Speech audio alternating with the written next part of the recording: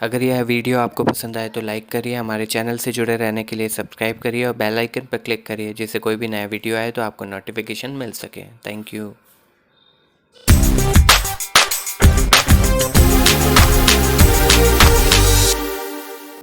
नमस्कार दोस्तों, कुंडली सीखे स्वयं के ज्योतिष बने सीरीज़ के इस वीडियो में आज हम जानेंगे कि लग्न कुंडली क्या होती है, लग्न कुंडली के 12 ग्रहों की प्रकृति क्या होती है, वह कुंडली में लग्न राशि क्या होती है और लग्नेश की क्या भूमिका होती है दोस्तों।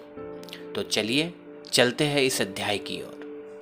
अब हम बात करेंगे दोस्तों लग्न कुंडली। लग्न कुंडली बहुत ही इंपॉर्टेंट टॉपिक होता है दोस्तों।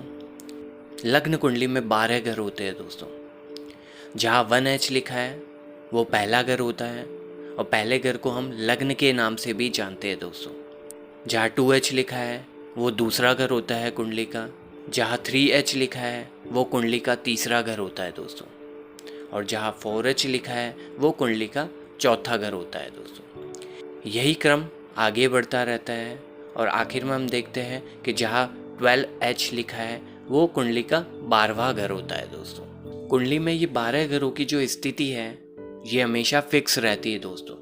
जब भी मैं बात करूँगा पहले घर की तो मैं यहाँ चार्ट में 1H वाले घर पे ही कंसंट्रेट करूँगा।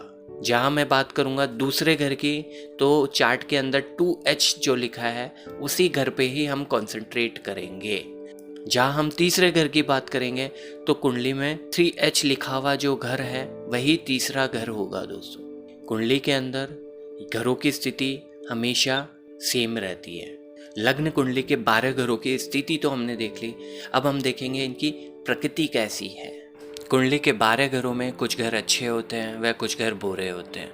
अच्छे घर अच्छे इसलिए होते हैं दोस्तों क्योंकि इनसे हमारे जीवन के अच्छे व सुख के पल जुड़े होते हैं, और बुरे घर बुरे इसलिए होते हैं क्योंकि इनसे हमारे जीवन के बुरे व दुख के पल जुड़े होते हैं दोस्तों।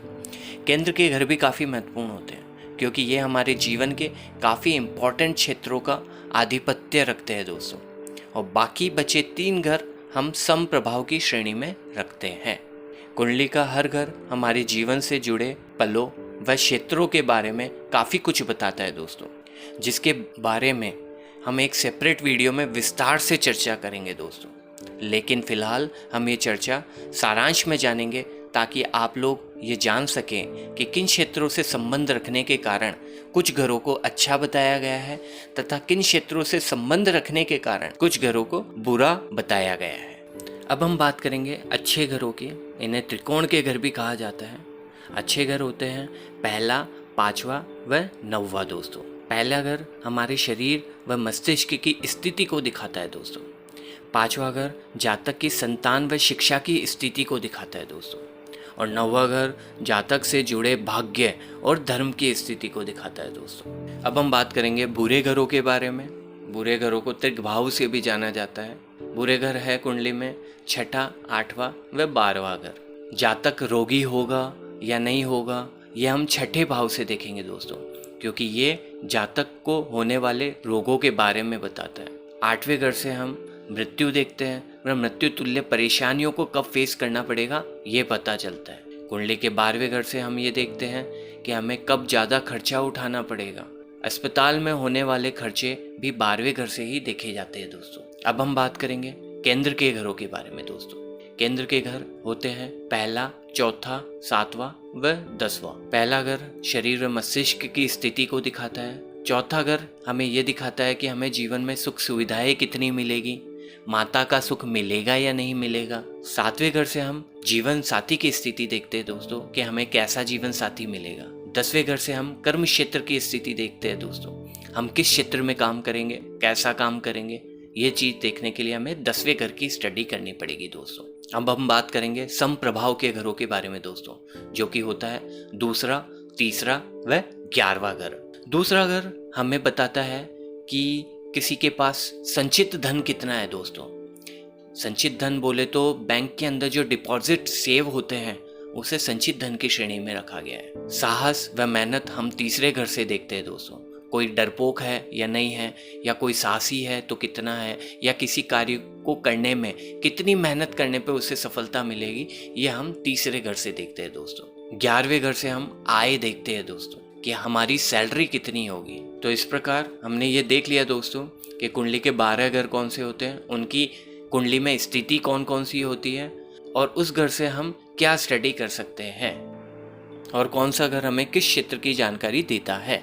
ठीक है दोस्तों, तो अब हम बात करेंगे कुंडली में उपस्थित राशियों के बारे में। दोस्तों अब तक हमने जाना कि कुंडली के जो 12 घर होते हैं वो 12 घरों की स्थिति बिल्कुल फिक्स होती है दोस्तों, लेकिन इन घरों में उपस्थित राशियाँ ये फिक्स नहीं होती है दोस्तों। किसी भी घर में कोई सी भी राशि आप देख सकते हैं दोस्तों, लेकिन हाँ इनका क्रम बिल्कुल फिक्स रहता है। कुंडली के सभी 12 घरों में कोई ना कोई राशि हमेशा उपस्थित होगी दोस्तों। ऐसा नहीं होगा कि किसी घर में दो राशि उपस्थित है और किसी घर में एक भी राशि उपस्थित नहीं हो, ऐसा कभी नहीं होगा। कुंडली के हर घर में कोई ना कोई राशि उपस्थित होगी ही होगी। अब हमारे सामने है मेष लग्न की कुंडली दोस्तों।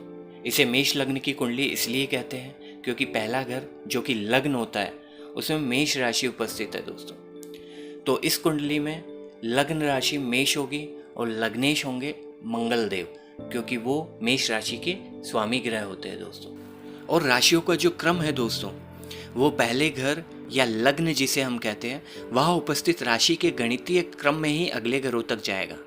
जैसे 1H में 1 है तो 2H में दूसरे नंबर की राशि ही आएगी, 3H में 3 नंबर की राशि आएगी और इसी क्रम में ये आखिरी घर तक जाएगा दोस्तों। अब हम बात करेंगे अगली कुंडली। इसे वृषभ लग्न की कुंडली इसलिए कहा जाता है दोस्तों क्योंकि इसमें पहले घर यानी लग्न में वृषभ राशि बैठी है। तो यहाँ लग्न राशि वृषभ होगी दोस्तों और लग्नेश होंगे शुक्र देव, क्योंकि वृषभ राशि के स्वामी ग्रह शुक्र देव होते हैं। और राशियों का जो क्रम है वो लग्न में उपस्थित राशि के गणितीय क्रम में ही आगे बढ़ेगा। जैसे 1H के अंदर यहाँ 2 नंबर की राशि है तो 2H के अंदर तीसरे नंबर की राशि होगी, 3H के अंदर चौथे नंबर की राशि होगी और यही क्रम लगातार चलेगा और 12H के अंदर पहले नंबर की राशि होगी दोस्तों। अब हम बात करेंगे मिथुन लग्न की कुंडली के बारे में दोस्तों। इसे मिथुन लग्न की कुंडली इसलिए कहा गया है क्योंकि इसमें पहले घर यानी लग्न में तीसरे नंबर की राशि उपस्थित है दोस्तों, जो कि मिथुन राशि है। तो इस कुंडली की लग्न राशि होगी मिथुन व लग्नेश बुध देव होंगे, क्योंकि मिथुन राशि के स्वामी ग्रह बुध देव होते हैं। यहाँ भी राशियों का जो क्रम है वो लग्न में उपस्थित राशि के गणितीय क्रम से ही आगे बढ़ेगा। जैसे 1H में तीसरे नंबर की राशि है तो 2H में चौथे नंबर की राशि होगी, 3H में 5वें नंबर की राशि होगी और यही क्रम आगे बढ़ेगा और 12H में दूसरे नंबर की राशि होगी। अलग अलग राशियों की लग्न कुंडलियों का ये जो क्रम है ये इसी प्रकार चलेगा और अंत में हम देखेंगे 12वें नंबर की राशि की लग्न की कुंडली, जो कि है मीन लग्न की कुंडली दोस्तों।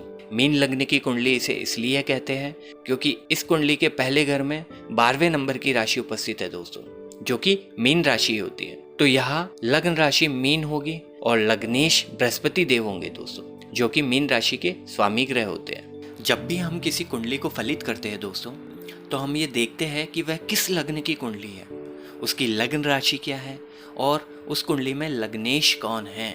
क्योंकि किसी भी कुंडली को फलित करने से पहले लग्नेश की कुंडली में स्थिति व बल को देखते हैं दोस्तों, क्योंकि लग्नेश अगर मजबूत होगा तो कुंडली में बनने वाले अन्य योग भी मजबूत होंगे दोस्तों।